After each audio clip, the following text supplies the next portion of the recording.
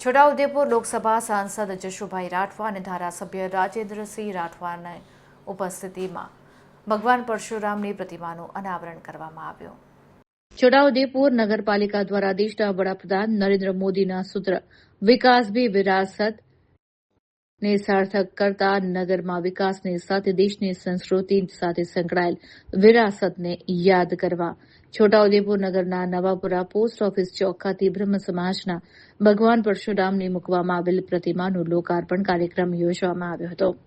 લોકસભા સાંસદ જશુભાઈ રાઠવા, ધારાસભ્ય રાજેન્દ્રસિંહ રાઠવાની ઉપસ્થિતિમાં આ કાર્યક્રમનું આયોજન કરવામાં આવ્યું હતું।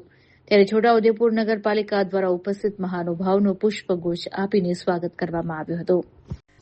લોકસભા સાંસદ જશુભાઈ રાઠવા, ધારાસભ્ય રાજેન્દ્રસિંહ રાઠવાના હસ્તે ભગવાન પરશુરામની પ્રતિમાનું સાર સંભાળની જવાબદારી લેનાર એવા દિનેશભાઈ ઉપાધ્યાયનું શાલ ઓઢાડીને સન્માન કરવામાં આવ્યું હતું।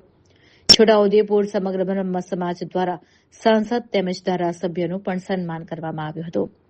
આ પ્રસંગે છોટાઉદેપુર નગરપાલિકા પ્રમુખ, ઉપપ્રમુખ, જિલ્લા બ્રહ્મ સમાજના પ્રમુખ હરીશભાઈ પુરોહિત, મહિલા પ્રમુખ ચેતનાબેન પંડ્યા, ચીફ ઓફિસર ભાવિક બરચોડા, નગરપાલિકાના વિવિધ સમિતિના ચેરમેનો અને નગરજનો વગેરે ઉપસ્થિત રહ્યા હતા।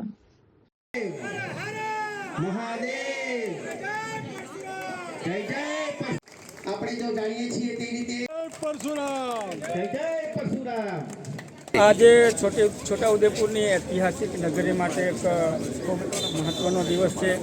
ત્યારે છોટાઉદેપુર નગરની મધ્યે ભગવાન પરશુરામની મૂર્તિ પ્રતિષ્ઠાનું અનાવરણ કરવામાં આવ્યું અને સાથે જ આ છોટાઉદેપુર નગર એક વિકાસના પંથે આગળ વધી રહ્યું છે। ત્યારે 134 લાખના સ્પોટના સંકુલોનું ભૂમિપૂજન કરવામાં આવ્યું અને 5 કરોડ રૂપિયાના ખર્ચે બનનાર વિકાસ પથની પણ ભૂમિપૂજન કરવામાં આવ્યું। ત્યારે સમગ્ર નગરજનોને હું ખૂબ ખૂબ શુભેચ્છા પાઠવું છું।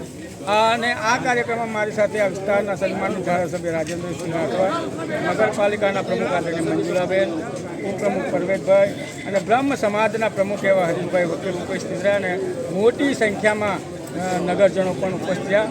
ખૂબ ખૂબ શુભેચ્છા પાઠવું છું। વંદે માતરમ।